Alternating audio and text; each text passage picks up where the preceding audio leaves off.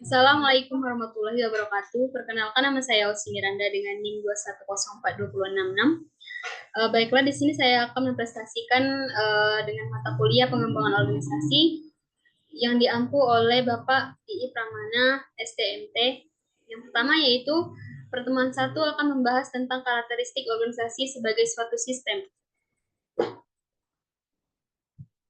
Konsep dasar organisasi adalah secara etimologis atau organum Latin, organum Yunani berarti alat anggota, bagian atau badan.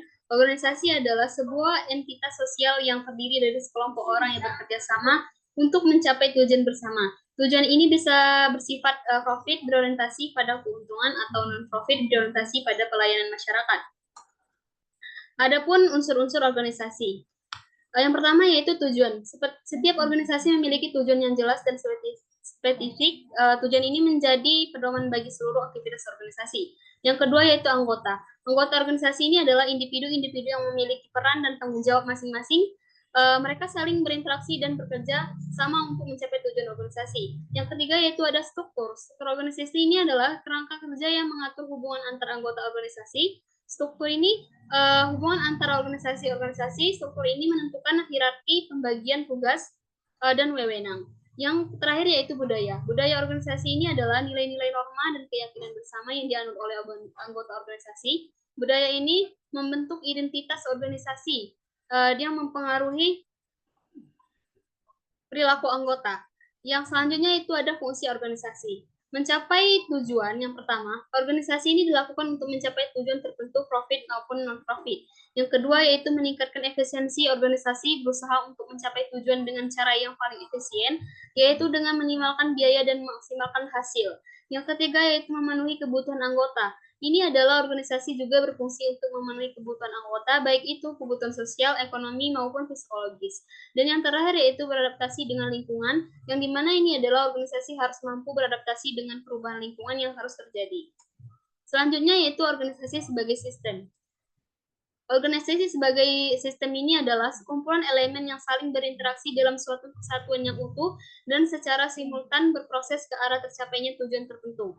Konsep organisasi sistem ini merupakan salah satu pendekatan yang paling populer dalam memahami dinamika organisasi. Pandangan ini melihat organisasi sebagai suatu kesatuan yang terdiri dari berbagai komponen yang saling terkait dan berinteraksi, mirip seperti sebuah sistem geologis. Adapun mengapa organisasi itu dipandang sebagai sistem? Yang pertama yaitu interdependensi. Ini adalah setiap bagian dalam organisasi memiliki suatu bergantung satu sama lain. Perubahan pada satu bagian akan berdampak pada bagian lainnya. Yang kedua yaitu sinergi. Adalah kerjasama antar bagian menghasilkan hasil yang lebih besar daripada penjumlahan hasil-hasil masing-masing bagian secara individual. Yang ketiga yaitu tujuan bersama. Ini adalah semua bagian dalam organisasi bekerja sama untuk menuju tujuan yang sama. Yang terakhir yaitu lingkungan. Ini adalah organisasi tidak berdiri sendiri tetapi berpengaruh atau mempengaruhi lingkungannya. Adapun komponen utama dalam sistem organisasi, yang pertama itu input, sumber daya yang masuk ke dalam organisasi seperti bahan baku, tenaga kerja, dan informasi dan modal. Yang kedua yaitu proses transformasi, adalah proses mengubah input menjadi output. Ini meliputi aktivitas seperti produksi, pemasaran, dan manajemen. Yang ketiga yaitu output, hasil akhir dari proses transformasi seperti produk, jasa, dan keuntungan. Dan yang terakhir yaitu umpan balik, di mana informasi mengenai kinerja organisasi ini yang digunakan untuk memperbaiki proses. Yang selanjutnya pertemuan 2. Pertama yaitu konsep pengembangan organisasi. Konsep pengembangan organisasi ini pengembangan adalah suatu proses yang terencana dan sistematis untuk meningkatkan kinerja organisasi secara keseluruhan. Ini melibatkan perubahan-perubahan yang disengaja dalam struktur budaya dan proses kerja organisasi untuk mencapai tujuan yang lebih besar seperti peningkatan produktivitas, inovasi, dan kepuasan karyawan. Selanjutnya karakteristik pengembangan organisasi. Yang pertama yaitu bersifat sistematik, melihat organisasi sebagai keseluruhan yang tidak hanya fokus pada masalah individu atau departemen, tetapi melihat organisasi sebagai suatu sistem yang saling terkait. Yang ketiga yaitu berorientasi pada manusia, yang memperhatikan aspek sosial dan psikologis, di mana pengembangan organisasi ini adalah sangat memperhatikan bagaimana perubahan mempengaruhi perilaku, sikap, dan motivasi karyawan. Yang ketiga yaitu bersifat proaktif, di mana ini antara adalah antisipasi perubahan pengembangan organisasi tidak hanya merespon masalah yang sudah terjadi, tetapi juga mengantisipasi perubahan yang akan datang.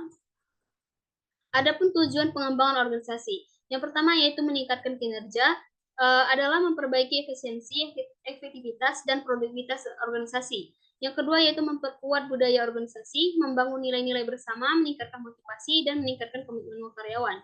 Yang ketiga yaitu meningkatkan kemampuan adaptasi. Ini membantu organisasi merespon perubahan lingkungan dengan lebih baik, memperbaiki kualitas keputusan.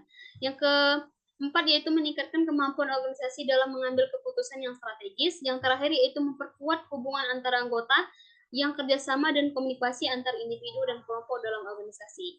Adapun manfaat pengembangan organisasi, yang pertama yaitu peningkatan kinerja organisasi, yang ini adalah efisiensi atau pengembangan organisasi membantu mengoptimalkan proses kerja, mengurangi pemborosan, dan meningkatkan produktivitas.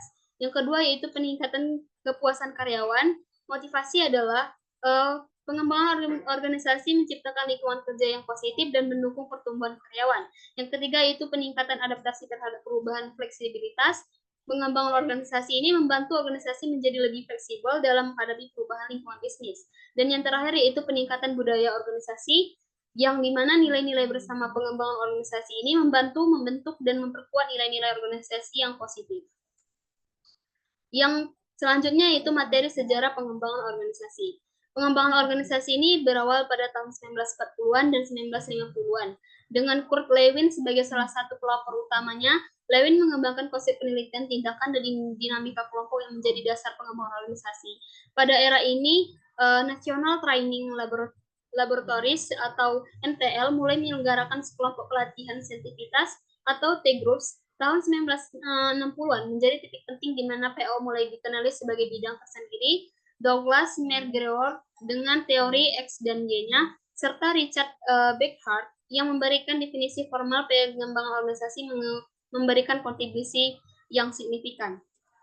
Selanjutnya pada tahun 1970-an dan 1980-an, pengembangan organisasi ini matang dengan pengembangan berbagai teknik baru seperti pengembangan tim dan manajemen kualitas total.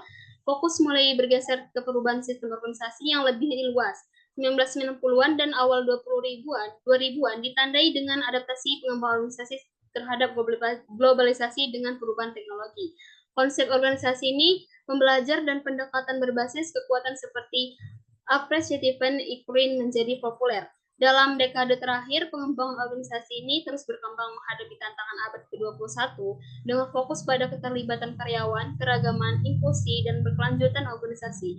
Perkembangan teknologi ini juga membawa perubahan signifikan dalam praktik pengembangan organisasi. Baik, terima kasih. Itu saja presentasi dari saya. Saya ucapkan assalamualaikum warahmatullahi wabarakatuh.